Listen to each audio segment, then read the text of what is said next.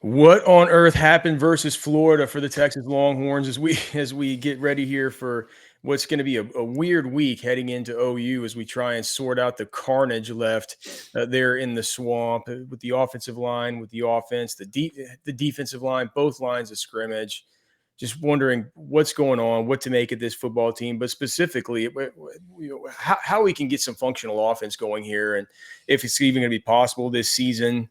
And if not, what Texas is going to be doing this year, they could hopefully be a little bit more aggressive and a little bit more intentional than it was last year with their acquisitions in the portal and in really just in offensive line recruiting. We have a ton to get to today.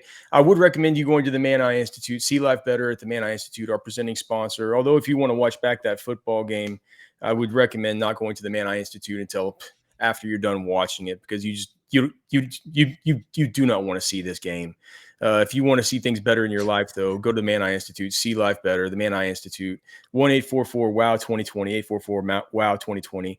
The Man Eye Institute. All right, Cody. I haven't done the offense yet. I have done the defense. The defensive line was bad in this game. They were getting pushed around. Both lines of scrimmage getting pushed around. The run fits were bad from the linebackers, from the third level guys. We had 4 coverage burns in this football game. We had 3 terribly blown contains. We had bright spots from a couple players, Ty Anthony Smith, Ant Hill with a fumble recovery, but also missing, he missed a couple tackles and had a penalty. It's one of these games where you're just like, how did this happen? How was this team come in so underprepared? But we have to lead the week with this, because the one thing that I came out of this thing thinking was, and that I saw from national pundits, was how can Texas, with all of the resources in the world, come into a season and have guys on the offensive line that truly, once they're in SEC play, look like they have no business on an SEC offensive line and look completely unacceptable. And to a large degree, what were we thinking? What were we thinking to say like, oh no, I just like, I feel I'd always said, always trust in Kyle Flood. And here's the thing, as a coach, I do still trust in Kyle Flood. I think he's the best Texas offensive line coach that they've had since I've been covering the team back in 2013. Right. But if he was any part of this, whatever this cockamamie scheme was, to just not go out and get any more offensive linemen in the portal and say, look, we're good here. Trust me. I got this. That's 100%. If he was, then the whole trusting Kyle Flood thing is only reserved to me now. It's, well, I don't even know. Like, I don't even know if you can trust the guy to do anything besides be a good coach at this point, because obviously he makes that was an idiotic decision. I don't want to overreact too much. I agree with you that it's an idiotic decision. We've discussed, the Pregnon thing, who ended up at Oregon, who was in Austin for a visit. We talked about the Coogan stuff from Notre Dame, yada, yada. Like, there was conversations there during the transfer portal window. I think the bigger thing for me is the fact that we've talked about this line every single week for, I don't even ever, it feels like. And it's like, what are the question marks, right? It's left guard. We've talked about left guard all year. Yeah, NATO center and Stroh. We've talked about the inter or the cross positional usage from Hudson and Robertson. And last year was DJ Campbell that was the one that was getting rotated in and out at right guard with Cole Hudson. And all these moving pieces on this interior, and it all finally blew up today whilst we beat around the bush, really, for the last 6 months, saying, oh, they'll be fine. Oh, like, I've been mocking the DJ Campbell fine. thing that, like, yeah, oh, he's Mr. 77 because he's average. Like, he's good, but he's not bad, but he's not great. He's good enough though. Campbell's not the issue. And that I'm getting there, but he's been, when you were talking about him, who's supposed to be the leader and outside of Gooseby, like the best offensive lineman in the group, he's the eldest. And we just kind of like, the Stroh thing's going to figure itself out. We trust it. We believe it. Hudson thing's going to be figured itself out. Yada, yada, yada. Robertson will play. Well, we know Robertson's not SEC level. Hudson's barely SEC level. Stroh, listen, love the guy. Big body. This is the thing where I'm going here, Alex, and I think I listened to Brooks Austin this morning Brooks Austin, the film guy, talk about this. And he said one thing that really caught me. And he said exactly what we've talked about. In the one thing that Texas has made us a big point of in recruiting on this offensive line is what? One thing. Big bodies, large humans. And you know, Brooks said, what? You've been chasing big bodies and large humans, but you forgot about one aspect. You got to have big athletic bodies that can move and that can play the offense that you need them to play. And you know what you kept noticing, and you notice this every single week, but I felt like they did it more often than not, was there was a lot of these boots where the guards were pulling out and they were pass blocking out in space. Yeah. And these guys aren't athletic enough to do that, period. Well, they've been trying to have them do it all year long. And they're not athletic enough to do it. Yeah. And they're not athletic enough to just win in their own. It's not just that. It's just not. It's not. Yeah, it's not just that. It's in their solo base assignments. Like how many times do we talk about it? It's like, what, dude? Why is Stroh? Why do I watch these plays and every single time I'm like, all right, we're 79 to finish this thing. I'm like, oh yeah, he's down on his knees again, he's touching his toes. You know what I mean? He's lost his feet again, and you just think to yourself, all right. Like, what did I just have a stroke at some point just to say, like, dude, it's Flood. He's going to be able to figure this out. He's the best. Like, you know, like I shouldn't believe my lying eyes about this stuff. Like that was a bad take whenever they took him. And look, this isn't to pile on Stroh, but it's like that was a bad take when they took him. And you know, if he's playing ahead of NATO, then you start to think to yourself, like, well, all right, so how bad can NATO be behind the scenes? Because even when they have to take out Stroder in this game after that sack that he gave up on Arch was perfectly emblematic of everything that is a shortcoming in his football game. And whenever he did that, I looked at my wife and I told her he's not going to play a snap for the rest of this game, and he might. That's the kind of rep that's going to stick in Flood's craw for a pretty long time, I think. Well, it's like one of the first plays. It's exact replica of one of the first plays that happened against Ohio State, and we wrote it off as like, oh, it's Ohio State. That guy worked him over. That's a talented defensive tackle. Like you, at some point, you can't keep getting your weight out over the balls of your feet and allowing these guys to move your body whichever way they want to, because they're using your own momentum against you, and then you end up on the ground. And it's like you haven't done anything. Yep. You've done less than zero, and so I think that obviously that's something that's been worked on in practice and everything. But it's not just that, Cody. It's that, you know, there's an issue with center too. Mm-hmm. And if you know that you're going to have an issue with Cole Hudson, you know, is there not a better option that you can have there behind him besides Connor Robertson, who seems like he might even be worse than him? Is Daniel Cruz really that bad? And obviously not ready. But here's the thing. It's like, how many of these guys in the portal are these types of players who can have center and guard versatility? And I don't want to hear this stuff about how, there weren't any good ones, yada, yada. Dude, Oregon's got 3 of these dudes starting for them. I think one of them came from Texas State. Yeah. Remember that center from North Texas that was undersized this portal? We're like, he's too small. That guy, freshman All-American, he's too small. Did he turn out to be good somewhere? I don't remember his name, but I'd take him right now. You would take a ham sandwich right now. you have Quentin Jammer out here posting the Texas, and that's an alumni that hates to dog on his team, saying that the Texas offensive line is a bunch of traffic cones. Traffic cones. And this isn't to pile on, but this stuff, if anybody sees it, like, they should take this as motivation. This isn't hate. This is truth, right? They know it. Well, does the staff know it? What are they going to do, man? I think if they didn't know it, they know it now. They know it now. I mean, is it just like a truth bomb to their face? They're like, they didn't have the same hesitations that we did. Like that to me takes a whole lot. That takes a whole lot of I don't even know if self-confidence is the right way to say it, because self-confidence to me comes with a,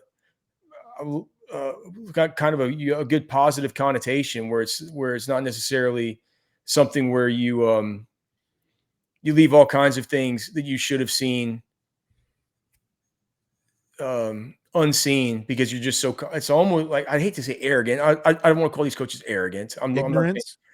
no. I don't want to call them ignorant or arrogant or anything. But I'm just like, just having a blind spot for like not being able, like, just having a total misread. Like, how can we look at these guys and say, like, I'm not sure they're going to make this work, or they're really going to be depending on multiple guys from this really really kind of weird 2023 recruiting class where we questioned every single one besides Gooseby, because we said, are these guys even takes? We said, well, Goosby's probably one because he at least has good feet. He seems undersized. He could grow into his body, right? And he did, and he's been good. The rest of these guys, the Peyton Kirklands of the world, the Andre Kojos, the certainly the Connor Strohs, I would have never said, even coming out of spring football, I would have never said that this is going to be a situation where that guy's going to end up having to play. And the fact that they couldn't foresee this kind of thing, it isn't like something where it's like, oh, God, well, what can you really do? So-and-so got hurt. So-and-so got hurt. So-and-so got hurt. They lost Andre Kojo. Yeah, I wonder what. Like, what? And you're going to go out and like, I don't get it. Why? How could they have not seen that these running backs are all slow? I don't know if these running backs are bad, dude. I know Catch keeps saying these running backs are bad. I don't think these running backs are bad. I just don't know if I don't think there's enough run lane and there's not enough cohesion in this offensive line. Trey Wisner. He's hurt. Had one run on this game wherever he actually, it was on an outside zone run, and he actually, he didn't even make a good cut up field, but he got to the corner and stuff like that. And my wife starts cheering, saying, "Go, go, go!" And I'm like, "There's no need to cheer. If that guy got to the edge, someone had to hold." And of course, next thing you know, there's a flag on the play. Yeah, and I'm just because it's like, do you? Are they gonna have to go flip some 2026 kids? I mean, offensive line wise, I want to finish this running back thought though really quickly though. It's like, I don't think that we can blame all these running backs. I think these running backs are good. We went out and saw them at practice, like during the fall camp. I think they're good. And there's a lot of young backs in here. Christian Clark didn't play last year. Simon didn't play last year. Jarrett Gibson didn't touch the ball this weekend. Wisner's hurt. And the cohesion on that offensive line, it's got to be impossible to get a consistent read as a running back on anything that interior is doing right now to gain any type of positive yardage. Yes, you got to create a little bit on your own. And yes, when you're an elite back, you create on your own when it's negative yardage blocked. But, and I'm not saying any of these guys are elite, but I don't think that they're bad. At this point, dude, I think they should just put Michael Terry back there and say, go do what you did in high school. Honestly, Clemson's doing it Clemson's got a receiver playing running back, and he's figuring it out as it goes by. But yes, offensive line, as far as flipping guys, the problem is, Alex, a bulk of these dudes, here's the teams you're competing against in the flipping conversation. Georgia, not for Malachi Lee, sorry. Alabama for, now my names are all backwards here. Alabama has Samuel Utu, who can play some guard and tackle. You're competing with A&M for Roseboro and Krempin. Both these teams are looking good right now. Michigan with Malachi Lee. That's been the hottest name in the conversation. I don't think Krempin's really in the conversation anymore. I think he kind of shut his whole thing down. But Roseboro, I do believe you could probably still go out and try to throw some coin at.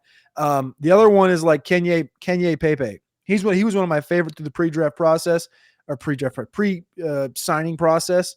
Sorry, that is like way too close in my brain to the same conversation. But he's from IMG Academy and he's committed to USC. That would be the one I would go. If I was going to go and like push $3-4 million towards a kid, it'd be Kenye Pepe from IMG Academy who's committed to USC, and he can come in and play left guard tomorrow. But then And I there's would do feel what they much do better with about all him the rest of these tomorrow. guys, these Huh? highly paid high school recruits, and they just bring them all in and not play them. Jamie French, Michael Terry, Kalik Lockett, Justice Terry played 2 snaps in this football game. Here's the problem. So it's like, I mean, like the Fasusi DeCorian Moore thing. This is going to be another thing we're going to learn. We're going to talk about this all week, but Dallas Wilson thing. But Dallas Wilson, I mean, they tried late, but he was, you know how close they were with Fasusi Cody, and what I'm DeCorian. saying is these other schools, like who's to say if Texas were to flip an elite, like Brandon Baker didn't play for his whole first year. Yeah. Like Jamie French didn't get to play much this year. Kalik Lockett's not playing much this year. McCutcheon's playing more than any of them. Justice Terry's not playing, and I know he came in undersized and all yada yada yada. But it's like, why is it that wrong these prototypes, aren't they? What? Wrong prototypes, aren't they? Well, it's just like I don't know. I haven't really thought. I've not. The only thing if your intention is for these guys to come in and play, I think they might just want to save their powder for the transfer portal. But here's the thing: at least there's a use case for that. You can at least point to, you can point to the guys like the Adonai Mitchells and the Matthew Goldens and these. You know what I'm saying? Like these types of players who can come in and be good, right? With these young 5-stars over the course of these last 2 cycles, which one? I mean, besides Wingo, which ones are really playing? None. So what's the point of going and getting more 5-stars that you're not going to play? Do them. You got to get them. You had the process right. It was sound with DeCorian Moore, right? DeCorian Moore would go a long way on this team right now. Michael Fasusi would be playing. He would have been playing. He would have been starting at left guard by now. Or they would have moved Baker to left guard and had him play right tackle. Yeah, one of those two things. We would either had a Gooseby and then a Baker and then Fasusi on the right side, or Gooseby, Fasusi, Baker on the right. Like it would have been something along those lines. Both of those players would be starting for Texas right now. And the bottom line is you get almost to the finish line of what has been reported. You get almost to the finish line and it's a little bit too much. Or you just don't want to press the button too far. Or, yeah, but we can go get these 2 guys. Sometimes it's paying off for these big programs. Like Ohio State with Jeremiah Smith went down to the wire. Who'd they beat out? Miami. Dallas Wilson went down to the wire. Who'd Florida beat out and flip Dallas Wilson from at the last minute? Oregon. Who did Oregon get DeCorian Moore from? LSU, kind of Texas. All these big dog wide receivers, these playmakers, you got to sometimes you just got to do it. And you can't just depend on the portal. Yes, if you have your certain type or prototype that you believe in, that you can probably go get in the portal, believe in it. But I don't know. Something's missing here. And you got the money. Maybe 1 is worth more than 3.